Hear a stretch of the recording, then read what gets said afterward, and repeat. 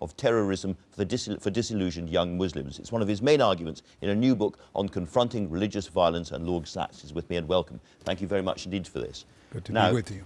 You were the former chief rabbi, but some of the most devastating things you said in the early part of the book concern the condition of Christians in the Middle East. Can you just take us through how serious and how dramatic what's happened to Christians in the Middle East and in North Africa? It has actually been devastating. There were 1.5 million Christians in Iraq 15 years ago. Today, less than 400,000. In Afghanistan, the last church was burned to the ground in 2010. At the beginning of the 19th century, Christians were 20% of the population of the Middle East. Today, less than 4% and declining rapidly. I call this the religious equivalent of ethnic cleansing. It's an astonishing series of figures that you give in the book about this. One of the other very, very remarkable points, which will surprise perhaps a lot of people watching, is you believe that we are on the edge of an age of new increased religiosity, and that is kind of unstoppable. Can you explain why? Even if no one is persuaded to become religious, if you just look at birth rates throughout the world, the more religious you are, the more children you have. So just by demographics alone, the 21st century is going to get increasingly religious. But we are seeing, to some extent, some of the failure of the great secular ideologies and more young people turning to religion. The trouble is, quite often the religion they're turning to is not a religion of coexistence and conciliation, but a religion of extremism, radicalism, and violence. Yes, absolutely. And you compare what's happening now to the Reformation, when we had Luther and we had a challenge to the Catholic Church, and crucially, you argue, we had a new technology. It's the combination.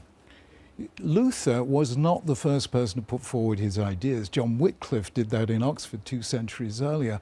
What made Luther the herald of change was this revolution in information technology called printing. The result is he could get his message out far more effectively than the existing structures of power. What printing was to Martin Luther, YouTube, Twitter, and Facebook have become for Al-Qaeda, Boko Haram, and above all, ISIS.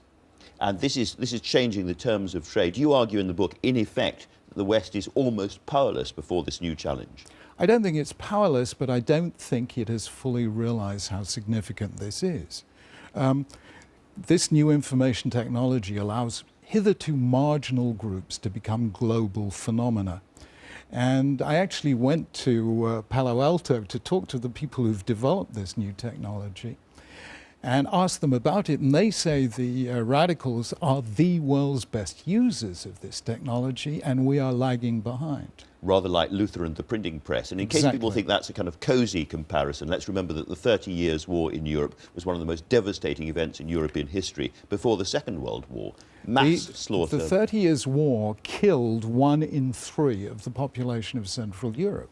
And those wars set in motion by the Reformation lasted a century. So we're dealing here with a phenomenon that we've almost forgotten because the West has become quite secularized. And we forget just how long-lasting and how potentially violent it can actually be. So we are facing some kind of apocalypse if we don't take the right actions. But you argue in this book that religion is the answer. Many people say, no, hold on a second, surely religion is the problem. Well, I show in the book that religion is not the prime cause of violence and war. The most encyclopedic book on wars relates religion to only 10% of them.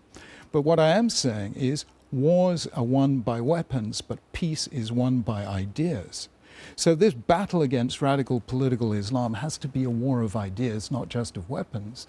And I'm trying to put a new idea on the table. Why do you think that this literalism, which is really what fundamentalism is, a literal belief in the word of God in various forms, has become so incredibly powerful right now, at the end of a long period of secularization and material development? What happens to people who are familiar with the traditional culture is that the 21st century is totally bewildering. You have this babel of voices. You have change that is almost too rapid to bear. And people want to reduce complexity to simplicity. And that's when they go back to sacred texts and do that without that whole history of interpretation. And so that gives them a sense of who they are in the world and a community they can rely on. Yeah. You use the phrase in the book, religion both binds and blinds. So how do we stop it blinding? We stop it blinding, I think. I mean, there are all sorts of ways of doing it, but I say if we've got a religious problem, then we ought to have a religious answer. It's not the whole of the answer, but it's part of it. What I'm trying to show is go back to those texts. They're actually right at the beginning of the Hebrew Bible, and they are shared in one way or another by Jews, Christians, and Muslims. Texts about sibling rivalry. And say, let us read them from the perspective of the 21st century. If you do that, you can see that those narratives are an attempt to get us to see the humanity of the other, of the one not like me.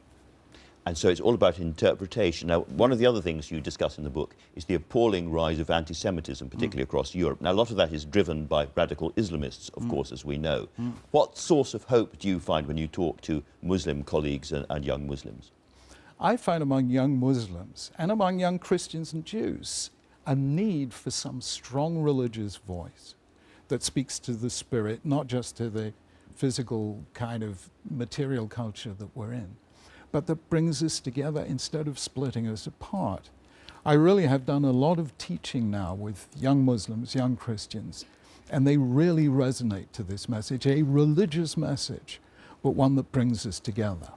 Finally, what do you say to those people who say, well, that's all very well, but for all of those people living in Palestine and so forth who have been farming land for a very, very long time, generation after generation, they're being told by religious Jews, you have to go because the Bible has given this land to us, not to you. That has been a huge source of unhappiness and violence in the Middle East. This book is very candid about Judaism as well as Christianity and Islam, and I'm really saying to my fellow Jews, we were brought up with a text that gets us to see the humanity of the other. Love the stranger because you yourself were once strangers. I think if Israelis try and see the world from Palestinian